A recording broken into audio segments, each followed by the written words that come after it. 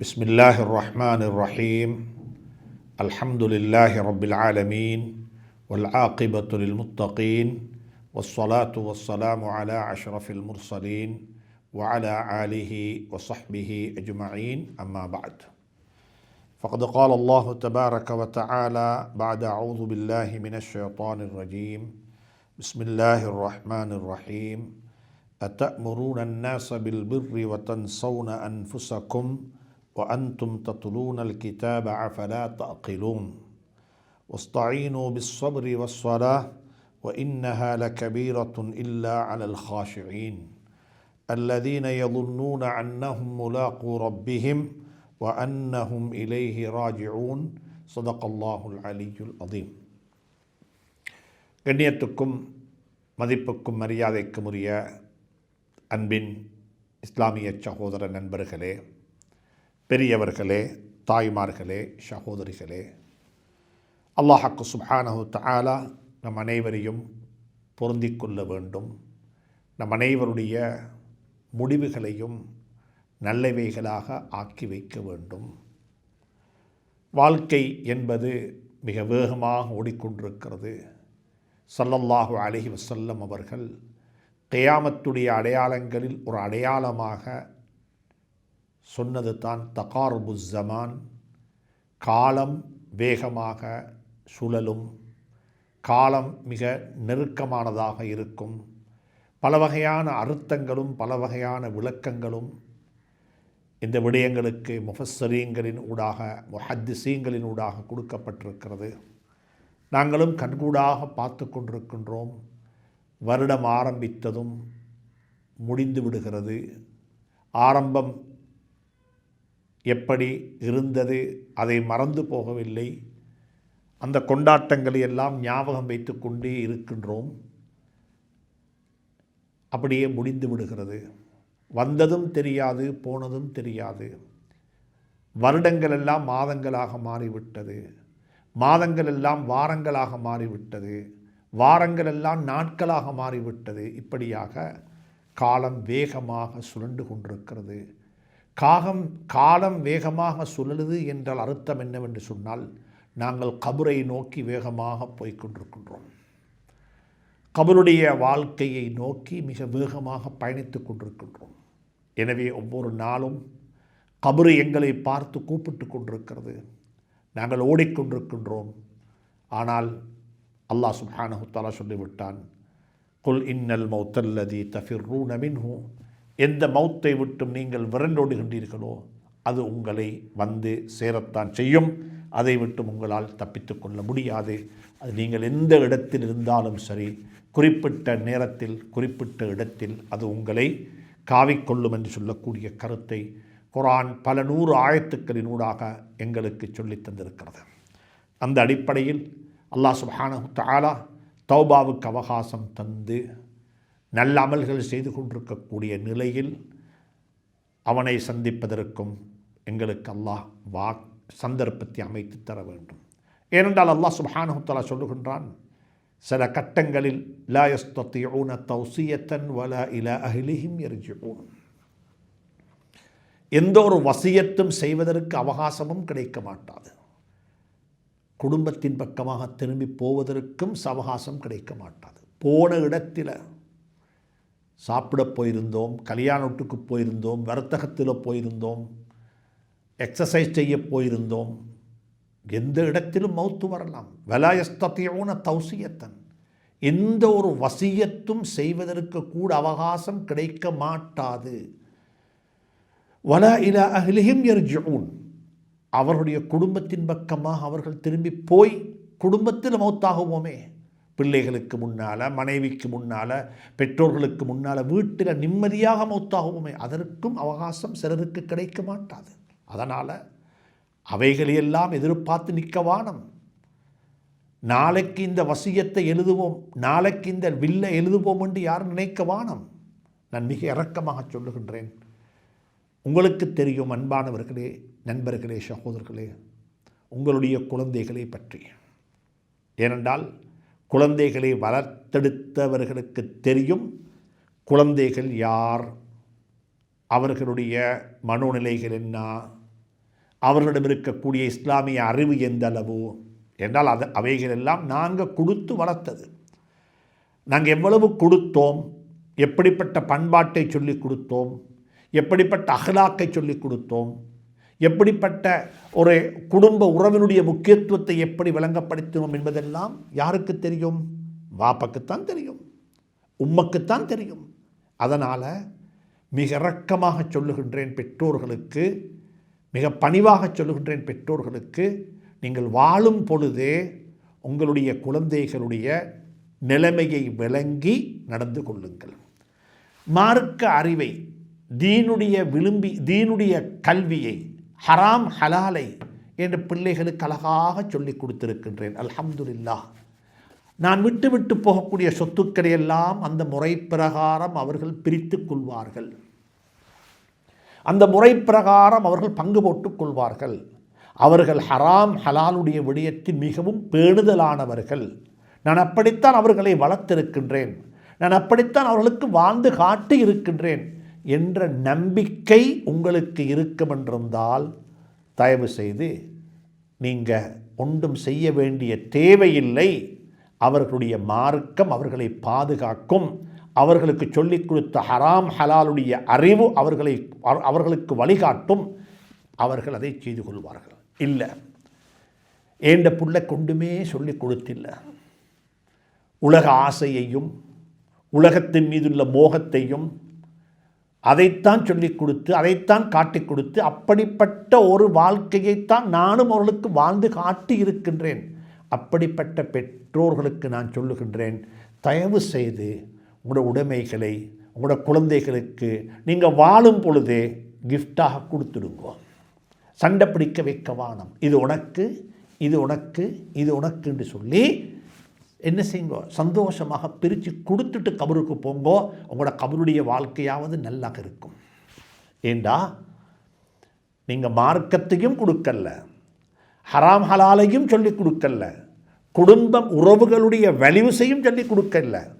நீங்கள் அப்படியே மௌத்தானா அந்த சொத்துக்களின் மீது கொண்ட மோகத்தில் என்ன தெரியுமா செய்வாங்க? எதையுமே பொருட்படுத்த மாட்டாங்க. அந்த சொத்தை தன்னுடைய சொத்தாக ஆக்கிக் கொள்வதற்கு எப்படியெல்லாம் தில்லுமுள்ளு செய்யணுமோ அப்படியெல்லாம் தில்லுமுள்ளு செய்வார்கள். செய்து கொண்டும் இருக்கக்கூடிய குழந்தைகளை இப்பொழுதும் பார்த்து கொண்டு தான் இருக்கின்றோம்.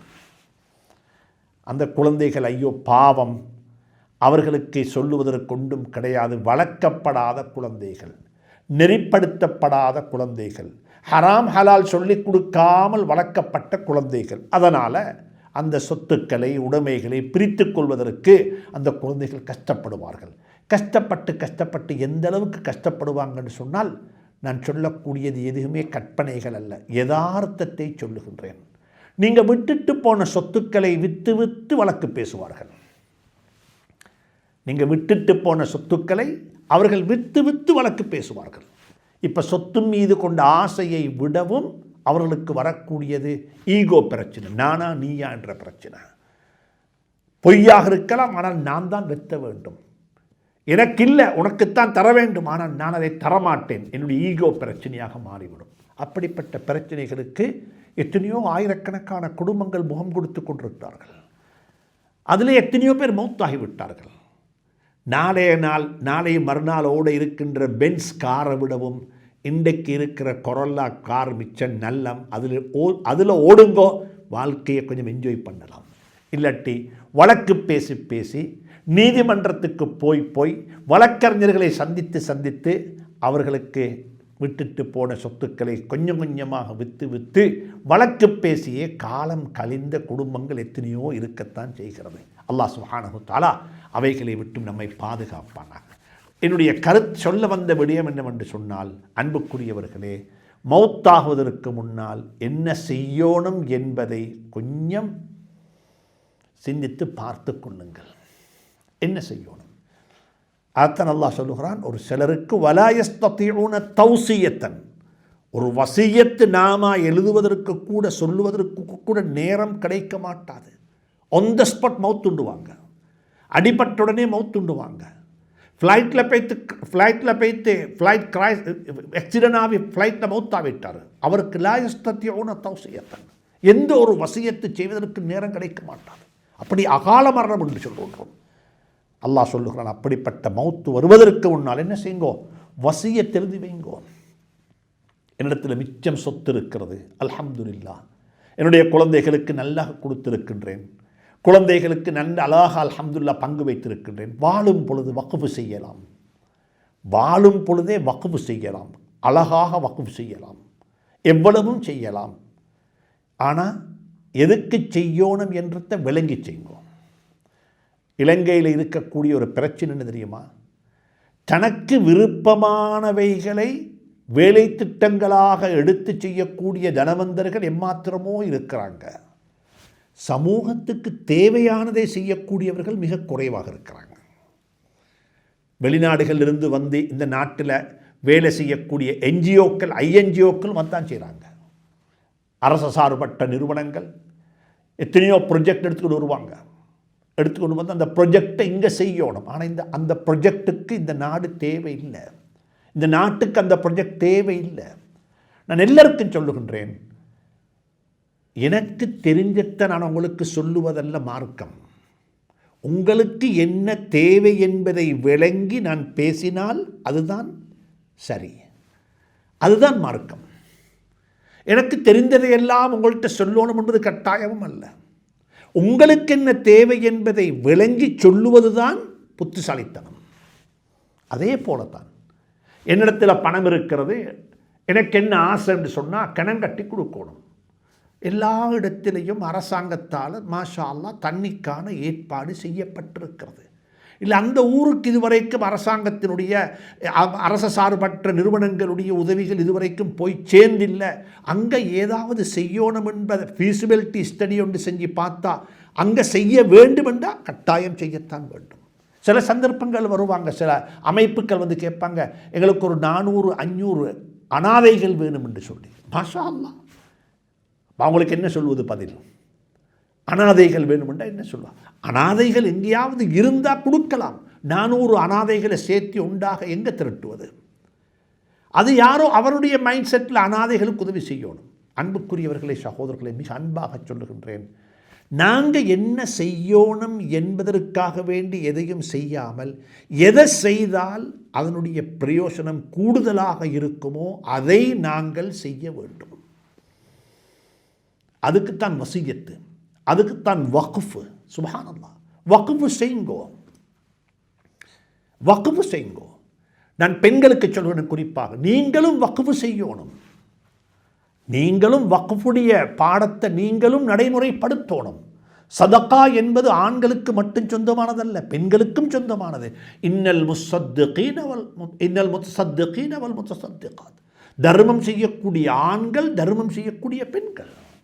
இன்னல் முஸ்லிமீன வல் முஸ்லிமாத் வல் முஃமினீன வல் முஃமினாத் வல் கானிதீன வல் கானிதாத் என்று சொல்லி அல்லாஹ் சுப்ஹானஹு வ தஆலா சொல்லிக் கொண்டு வஸ்ஸாயிமீன வஸ்ஸாயிமாத், நோன்பு பிடிக்கக்கூடிய ஆண்கள், நோன்பு பிடிக்கக்கூடிய பெண்கள், வல் ஹாஃபிதீன ஃபுரூஜஹும், தன்னுடைய கற்பை பாதுகாத்து கொண்ட ஆண்கள், தன்னுடைய கற்பை பாதுகாத்து கொண்ட பெண்கள், அல்லாஹ்வை அதிகமாக திக்ர் செய்யக்கூடிய ஆண்கள், அல்லாஹ்வை அதிகமாக திக்ர் செய்யக்கூடிய பெண்கள் என்று சொன்னது போலவே தர்மம் செய்யக்கூடிய ஆண்கள், தர்மம் செய்யக்கூடிய பெண்கள், பெண்களும் தர்மம் செய்ய வேண்டும், பெண்களும் தர்மம் செய்ய வேண்டும். இன்றைக்கு இருக்கிற ஆகப்பெரிய பிரச்சனை என்று சொன்னால், பெண்களிடத்தில் தர்மம் என்பது இல்லை. அதற்கு இல்லை என்பதற்கு காரணம் என்ன? பெண்களுடைய சொத்து, பெண்களிடம் இருக்க பெண்களுக்கென்று சொந்தமான உடைமைகள், அவைகள் அனைத்தையும் ஆக்கிரமித்து கொண்டார்கள் அங்கு இருக்கக்கூடிய ஆண்கள். கணவனுடைய மனைவியினுடைய தகப்பனார் மனைவிக்கு கொடுத்த சொத்து. நன்றாக புரிந்து கொள்ளுங்கள், இந்த விடயத்தை புரிந்து கொள்ளுங்கள். பெண்களுக்கு சொல்லுகிறேன் குறிப்பாக, உங்களோட சொத்தை நீங்கள் பராமரிக்கணும், உங்களோட சொத்துக்குரிய ஜக்காத்து நீங்கள் கொடுக்கணும், உங்களோட சொத்தில் நீங்கள் ஒரு பகுதியை வக்ஃபு செய்யணும், உங்களோட சொத்தில் ஒரு பகுதியை நீங்கள் வசியத்தாக எழுதணும். லாஸ்ட் வில் வசியத் என்று வசியத்து, இது எங்களோட உம்மோட வசியத்து. நீங்கள் வரலாறு படித்து பாருங்கள், உலகத்தில் அமெரிக்காவில் இருக்கக்கூடிய, லண்டனில் இருக்கக்கூடிய பல்கலைக்கழகங்கள், பழைய பல்கலைக்கழகம் என்று சொல்லுவாங்க, ஆக்ஸ்போர்ட் யூனிவர்சிட்டின்னுவாங்க, ஹார்வர்டுன்னுவாங்க, இப்படியாக பழைய யூனிவர்சிட்டிகளை பற்றி சொல்லும் பொழுதெல்லாம் நாங்கள் பெருமிதம் கொள்கின்றோம். ஆனால் உலகத்துக்கு பல்கலைக்கழகம் என்று சொல்லக்கூடிய ஒரு கன்செப்ட், ஒரு நிறுவனமயப்படுத்தப்பட்ட கல்விக் கொள்கை, எல்லா கலைகளையும் ஒரே இடத்தில் கற்பிக்கக்கூடிய ஒரு இடம் என்று சொல்லக்கூடிய பல்கலைக்கழகத்தை உலகத்தில் முதலாவது உருவாக்கினது 2 பெண்கள் தான். ஒன்று மொரோக்கோவில், ஒன்று தூனிசியாவில், ஜெய்தூனா என்று சொல்லக்கூடிய பல்கலைக்கழகம். இந்த வரலாறுகளை படித்து பார்க்கும் பொழுது ஸல்லல்லாஹு அலைஹி வஸல்லம் உருவாக்கின பெண்கள், அந்த பெண்கள் தர்மம் செய்ய வேண்டும், அந்த பெண்கள் வசியத் எழுத வேண்டும், அந்த பெண்கள் கொடுக்கல் வாங்கல் செய்வார்கள். அதனால் தான் உலமாக்களை நாடி, உலமாக்களை அணுகி வசியத்துடைய பாடம் பெண்களுக்கும் இருக்குதான்றதை கேளுங்கோ. அனந்தர சொத்து சம்பந்தமாக குர்ஆன் அல்லாஹ் சுப்ஹானஹு வ தஆலா பேசும் பொழுது அனந்தர சொத்தோ பேசக்கூடிய அந்த ஆயத்தில் 3 இடத்தில் அல்லாஹ் சுப்ஹானஹு வ தஆலா திருப்பி சொல்கிறான். வசியத்து செய்யக்கூடிய ஆண்கள், வசியத்து செய்யக்கூடிய பெண்கள். மிம்பஅதி வசியத்தி யூஸா பிஹா, மிம்பஅதி வசியத்தின், அதாவது வசியத்து பெண்கள், பெண்பாலாக அல்லாஹ் சுப்ஹானஹு வ தஆலா சொல்லுகின்றனர். சூரத்துன் நிசாவுடைய ஆயத்தில் ஆண் பாலாக சொல்லிவிட்டு வசியத்தை, ஒரு ஆணுடைய வசியத்தையும் குறிப்பிட்டு விட்டு ஒரு பெண்ணுடைய வசியத்தையும் அல்லாஹ் குறிப்பிட்டிருக்கின்றான். எனவே மிக அன்பாக சொல்லுகின்றேன், பெண்கள் ஒதுக்கப்பட்டவர்கள் அல்ல, பெண்கள் 2வது வகுப்பார் அல்ல. அவர்களுக்கும் எல்லா வகையான உரிமைகளும் இருக்கிறது. அவருடைய சொத்து அவர்களுக்கு நிர்வாகம் செய்ய முடியும், அவர்களுடைய சொத்துக்களை அவர்களுக்கு கூலிக்கு கொடுக்க முடியும், அவர்களுக்கு ஒரு கூலி எக்ரிமெண்ட் போட்டு அவர்களுக்கு கூலி எக்ரிமெண்டில் அவர் ஒரு டேலண்டராக வரலாம். இப்படியாக எல்லா வகையான சலுகைகளும், எல்லா வகையான அடிப்படையான வளங்களும் அவர்களுக்கு கொடுக்கப்பட்டிருக்கிறது. எனவே பெண்களும் இந்த விடயத்தில் கவனம் செலுத்த வேண்டும். நானும் ஒரு தர்மம் செய்ய வேண்டும். இந்த நாட்டில் நாங்கள் காண இல்லை ஒரு சகோதரியால் கட்டப்பட்ட பள்ளிவாசல் என்று சொன்னேன். ஒரு சகோதரியால் கட்டப்பட்ட பள்ளிவாசல் என்று எங்களுக்கு தெரியல, இருக்கலாம், அல்ஹம்துலில்லாஹ். இருந்தால் அல்ஹம்துலில்லாஹ். ஒரு தாய் கட்டின பள்ளி, ஒரு சகோதரி கட்டின பள்ளி, அவட காணியில் கட்டின பள்ளி. இந்த சகோதரி தான் இந்த காணியை இந்த பள்ளிக்கு வக்ஃப் செஞ்சார். அங்கங்கே போய் பார்க்கும் பொழுது அரபு நாடுகளில் இருந்து அந்த நிறுவனங்களின் ஊடாக கட்டப்பட்ட சின்ன சின்ன தக்கியாக்கள், பள்ளிகள் இருக்கும். அந்த பள்ளிகள் எல்லாம் அங்கு பெண்களுடைய பெயர்கள் பதிவு செய்யப்பட்டிருக்கும். இந்த நாட்டிலேயும் அப்படிப்பட்ட ஒரு கலாச்சாரம் வர வேண்டும். இது வலாயஸ்தத்தியூன தௌசியத்தன், வசியத்து செய்ய வேண்டும். ஆனால் வசியத்து செய்யாமல் மௌத்தாகிட வானம், வசியத்து செய்யாமல் மௌத்தாகிட வானம். சூரத்து நிசாவுடைய ஆயத்தில் அல்லாஹ் சுப்ஹானஹு வ தஆலா, ஏன்னா நாங்கள் இந்த நாட்டில் அப்படித்தான் பார்த்துருக்கின்றோம். உதாரணமாக ஜனாசாக்களை கொண்டு வந்து பள்ளியில் வச்சா பள்ளியினுடைய ஹசரத்தோ அல்லது ஜனாசாவுடைய குடும்ப உறவினர்கள் யாராவது எழுப்பி சொல்லுவாங்க, இந்த ஜனாசாவுக்கு கொடுக்கல் வாங்கல், கடன் யாருக்காவது தர இருந்தால் அல்லது நீங்கள் யாருக்காவது ஜனாசாவுக்கு கடன் கொடுக்க இருந்தால் சம்பந்தப்பட்ட உறுப்பினர்களை, உறவினர்களை, குழந்தைகளை சந்தித்து கொள்ளுங்கள் என்று சொல்லி பொதுவாக ஆண்களுடைய ஜனாசாவில் சொல்லப்படும். ஆனால் பெண்களுடைய ஜனாசாவில் அப்படிப்பட்டவைகள் சொல்லப்படுறது இல்லை. ஆனால் குர்ஆன் சொல்லுது, குர்ஆன் அல்லாஹ் சுப்ஹானஹு வ தஆலா சூரத்துன் நிசாவுடைய ஆயத்தில் அல்லாஹ் சுப்ஹானஹு வ தஆலா சொல்லுகின்றான், வலக்கும் நிஸ்ஃபு மா தரக அஸ்வாஜுக்கும், அதாவது சொல்லிவிட்டு அல்லாஹ் சுப்ஹானஹு வ தஆலா மின் பஅதி வஸிய்யத்தி யூஸீன பிஹா, அந்த பெண்கள் செய்த வசியத்துக்கு பிறகு, அவுதைனின், அவர்களுக்கு கொடுக்கல் வாங்கல், கடன் கொடுக்க இருக்குது, கடன் வர இருக்குது, அவைகளுக்கு பின்னால அனந்தர சொத்தை பிரிச்சோம்னா உம்மா கடன் கொடுக்க இருக்கிறா, உம்மை கடன் வாங்கி இருக்கிறா, உம்மெடுத்த கடனை திருப்பி கொடுக்கணும், உம்மக்கு வர வேண்டிய கடனை வசூலிக்கணும். இது பெண்களுக்கு சொல்லப்பட்டது, பெண்ணாக சொல்லப்பட்டது. அதே போல வலஹுன்ன ருபு மிம்மா தரக்தும் இல்லம் யகுன் லகும் வலதுன் மின் பஅதி வஸிய்யத்தின் தூஸூன பிஹா அவுதைனின், நீங்கள் செஞ்ச வசியத்துக்கும் நீங்கள் கொடுக்க வேண்டிய கடனுக்கு பிறகுதான் அனந்தர சொத்து பங்கு வைக்கப்பட வேண்டும். அப்போ அர்த்தம் என்னென்னு சொன்னால், பெண்களும் வசியத்து செய்ய வேண்டும், பெண்களுடைய கொடுக்கல் வாங்கலும் ஜனாசாவுடைய சபையில் பேசப்பட வேண்டும். யாராவது இந்த தாய்க்கு கடன் கொடுக்க இருந்தால் அந்த கடனை கொடுங்கோடு சொல்லி. எனவே அன்புக்குரிய நண்பர்களே, சகோதரர்களே, பெரியவர்களே, இப்படிப்பட்ட ஒரு அழகான ஒரு நடைமுறையை அல்லாஹ் சுப்ஹானஹு வ தஆலா எங்களுக்கு சொல்லி தந்திருக்கின்றான். எனவே தான் அல்லாஹ் சுப்ஹானஹு வ தஆலா அழகான மௌத்தை எனக்கு உங்களுக்கு நசீவாக்க வேண்டும். நான் ஆரம்பத்தில் சொன்னேன், மௌத்து வந்து விட்டால் லா யஸ்தத்தியூன தௌசியத்தன், எந்த ஒரு வசியத்தும் செய்வதற்கு அவகாசம் கிடைக்க மாட்டாது. இப்போ அவகாசம் இருக்கிறது. எழுதி வைங்க வசியத்து, எழுதி வைங்க வசியத்து. அல்ஹம்துலில்லாஹ். அல்லாஹ்வை சந்திக்கப் போகின்ற மன்னரை வாழ்வை ஆரம்பிக்கிற முதல் நாளே ஏதாவது தர்மம் செய்துவிட்டு கபருக்கு வந்திருக்கிறோம் என்றாவது சொல்லலாம். என்ற வசியத் என்பது இன்றைக்கு நீயத்து வச்சன் கொடுக்கறதுக்கு, ஆனால் எப்படிமா கொடுக்கணும்? உயிர் போனதுக்கு பிறகு தான் கொடுக்கணும். உயிர் போனதுக்கு பிறகு தான் கொடுக்கணும். வக்ஃப் என்று சொன்னால் இன்றைக்கு இதை கொடுத்துட்டேன், நிலையானதாக இருக்கணும். ஒரு சோப் கட்டியை வக்ஃப் செய்யலாம், ஒரு உடுப்பை வக்ஃப் செய்யலாம், நிலையானதல்லது. ஒரு காணி, ஒரு பூமி, சுப்ஹானல்லாஹ், நிலையானது. ஒரு கிணத்தை தோண்டி நிலையானது, சுப்ஹானல்லாஹ், நிலையாக தரித்து நிற்கக்கூடிய ஒன்றை தான் வக்ஃப் செய்யணும். எனவே வக்ஃப் செய்யுங்கோ. மாஷா அல்லாஹ், சஹாபாக்களுடைய வக்ஃபுகள் இப்பயும் இருக்கிறது. நாங்கள் இங்கே இருக்கக்கூடிய தக்கியாக்கள், பள்ளிவாசல்கள், ஜாவியாக்கள், அதிகமான மக்பராக்கள், கபிரிஸ்தான்கள், ஏன் பாடசாலைகள் கூட அரசாங்கத்துக்கு நாங்கள் அதை ஒப்படைத்து விட்டோம், அரசாங்கம் அதை எடுத்து அரசாங்கத்துக்கு நாங்கள் கொடுத்து விட்டோம் என்றிருந்தாலும் கூட ஆரம்ப காலத்தில் அவைகள் எல்லாம் வக்ஃப் செய்யப்பட்ட காணிகள், முன்னோர்களால் பள்ளிவாசலுக்கு கொடுக்கப்பட்ட காணிகள். அப்படிப்பட்ட எம்மாத்திரமோ காணிகள் இருக்கிறது. எனவே அன்புக்குரியவர்களே, சகோதரர்களே, எங்களுக்கு முன் வாழ்ந்தவர்கள் வக்ஃபுகள் செய்து விட்டு போனார்கள். ஆனால் இன்றைக்கு வக்ஃப் செய்யக்கூடிய பழக்க வழக்கம் சமூகத்தில் மிக குறைவு, மிக குறைவு. பிரயோசனமான, போதுமான, தேவையான வேலை திட்டங்களுக்கு வக்ஃபுகள் செய்யலாம். ஒரு நடந்து கொண்டிருக்கக்கூடிய ஒரு நிறுவனம், நடந்து கொண்டிருக்கக்கூடிய ஒரு மதரசா, நடந்து கொண்டிருக்கக்கூடிய ஒரு பள்ளிவாசலுடைய வருமானத்துக்காக வக்ஃப் செய்யலாம். ஆனாலும் அந்த வக்ஃபுகள் பராமரிக்கப்பட வேண்டும். இன்னமுண்டையும் சொல்லுகின்றேன், இருக்கக்கூடிய நிர்வாகிகளுக்கு, பள்ளிவாசல்களுக்கு, மதரசாக்களுக்கு சொந்தமான வக்ஃபுகளை பராமரிப்பது உங்களோட பொறுப்பு, உங்களோட பொறுப்பு. அதில் எந்த காரணம் கொண்டும் துரோகம் செய்யக்கூடாது, அதில் எந்த காரணம் கொண்டும் அநீதி இழைக்கப்படக்கூடாது. பள்ளிவாசலுடைய காணி ஷாயிர், அல்லாஹுடைய அடையாளங்கள் என்று சொல்லி வர்ணிக்க, அல்லாவுக்கு வக்ஃப் செய்யப்பட்ட காணி என்று சொன்ன அல்லாவுடைய இடம், அல்லாவுக்கு சொந்தமானதுன்றது போல அது எப்படி நாங்கள் பராமரிக்க வேண்டும், அதனுடைய வருமானம் எதுக்கு கொடுக்கப்பட வேண்டும், அதனுடைய வருமானத்தை கொண்டு என்ன நடக்கப்பட வேண்டும். சுப்ஹானல்லாஹ், இவைகளெல்லாம் கருத்தில் கொள்ளப்பட வேண்டியவைகள். இந்த நாட்டில் முன்னோர்கள் செய்த வக்ஃபுகள் எம்மாத்திரமோ இருக்கிறது.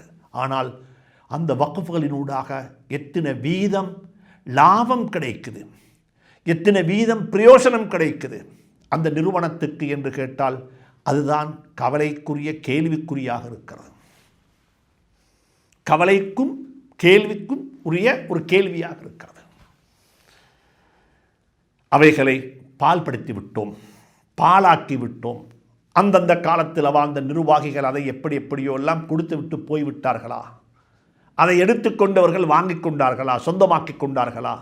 அதுக்கு ஏதாவது காணி பூமியை வாங்கியதுக்கு விற்றதற்கான டாக்குமெண்ட் இருக்குதா? சுப்ஹானல்லாஹ், முஸ்லீம்கள் யோசிக்க வேண்டும். ஹராம் ஹலால் என்று சொல்லும் பொழுது இவைகள் எல்லாம் கருத்தில் கொள்ளப்பட வேண்டியவைகள்.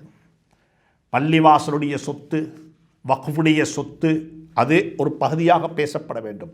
வக்ஃபுகள் உருவாக்கப்பட வேண்டும், வக்ஃபுகள் பாதுகாக்கப்பட வேண்டும், வக்ஃபுகள் வளர்க்கப்பட வேண்டும். இந்த தலையங்கத்தில் தனியாக பேசணும்.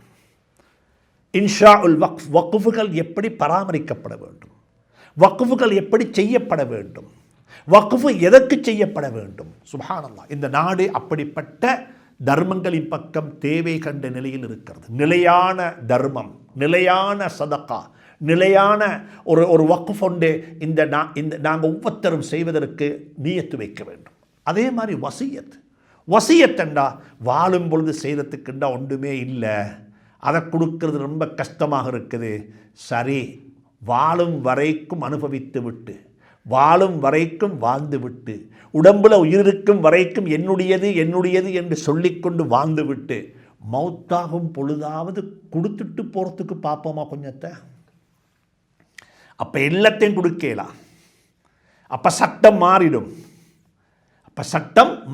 எல்லாத்தையும் கொடுக்கலாம். கொடுக்கலும் 3/1 மட்டும்தான், 1/3. 1 கோடி இருக்குதா, ஒரு 33 லட்சம் ரூபா கொடுக்கலும், அவ்வளோதான். பணத்தை வக்ஃப் செய்யலாமா? வசியத் எழுதலாம், வக்ஃப் செய்ய முடியாது. இந்த விடயங்களை உலமாக்களை நாடி உலமாக்களை அணுகி படித்துக் கொள்ளுங்கள். அல்லாஹ் சுப்ஹானஹு தஆலா எனக்கும் உங்களுக்கும் தௌஃபீக் செய்வானாக. எனவே இன்றைய வகுப்பு ஒரு வசியத்துடைய பாடம், வக்ஃபுடைய பாடம். பெண்களும் என்ன செய்ய வேண்டும்? வக்ஃப் செய்ய வேண்டும். பெண்களும் வசியத் எழுத வேண்டும். பெண்களுக்கும் கொடுக்கல் வாங்கல் இருக்கும் என்றிருந்தால் அவைகள் ஜனாசாவுடைய வீடுகளில் பேசப்பட வேண்டும் என்ற குர்ஆன் அப்படித்தான் சொல்லி இருக்கிறது. இந்த விடயங்களை கருத்தில் கொள்ளுங்கள்.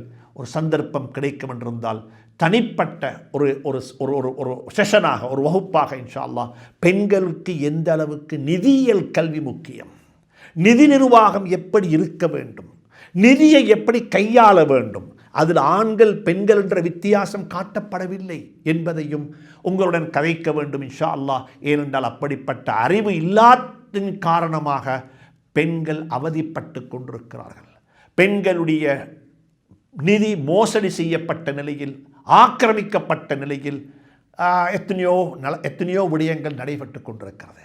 பெண்களுடைய நகையை விற்று ஹஜ்ஜிக்கு போகிற சமூகமும் இருக்குது. மனைவியினுடைய வீட்டை அடகு வைத்து விட்டு ஹஜ்ஜிக்கு உம்ராவுக்கு போகிற சமூகம் இருக்க செய்து, மனைவியினுடைய சொத்தை கொண்டைத்து வித்துட்டு வியாபாரம் செஞ்சிட்டோம், வருமானம் தேடிட்டோம், நல்ல பிஸ்னஸில் வளர்ந்துட்டோம். இப்போ கடைசியாக போய்த்து எவ்வளவு அந்த காணியோ அதே அண்டைக்கு வித்த காணியோட பொறுமதிக்கு ஒரு காணியை வாங்கி மனைவிக்கு கொடுத்து ஏமாத்துகிற சமூகம் இருக்க செய்து. இதெல்லாம் படிக்கணும். நீங்கள் நாங்கள் வாழ்கிற உலகம் இருக்குதே, நினச்சிக்கோங்கோ, ஜாஹிலியா காலம் இன்னும் போக இல்லை, ஜாஹிலியா காலம் இருக்குது. ஸல்லல்லாஹு அலைஹி வஸல்லம் இந்த ஐயாமுல் ஜாஹிலியான்னு வர்ணிக்கப்பட்ட காலம் இருக்குது. இந்த காலம் இப்பயும் இருக்குது. ஜாஹிலியா காலத்தில் பெண்களுக்கு செய்யப்பட்ட அத்துணை வகையான அநியாயங்களும் இந்த காலத்திலேயும் நடைபெற்று கொண்டிருக்கிறது என்பது உண்மை. அல்லாஹ் சுப்ஹானஹு தஆலா அதற்கு காரணம் ஆண்கள் மட்டுமல்ல, பெண்களும் ஒரு காரணம். ஏனென்றால் அது சம்பந்தமான அறிவு, அது சம்பந்தமான நாலேஜ், அது சம்பந்தமான இருக்கக்கூடிய உரிமைகள் என்ன என்பதை அவர்கள் தெரிந்து கொள்ளவும் இல்லை, நாங்கள் சொல்லிக் கொடுக்கவும் இல்லை. அல்லாஹ் சுப்ஹானஹு தஆலா ஒரு அறிவுபூர்வமான, ஒரு ஆரோக்கியமான ஒரு சமூகத்தை அல்லாஹ் உருவாக்குவானாக. நம் அனைவரையும் அப்படி வாழ வைப்பானாக. வ ஆகிர் தஅவானா அனில் ஹம்துலில்லாஹி ரப்பில் ஆலமீன். வஸ்ஸலாமு அலைக்கும் வரஹ்மத்துல்லாஹி வபரகாத்துஹு.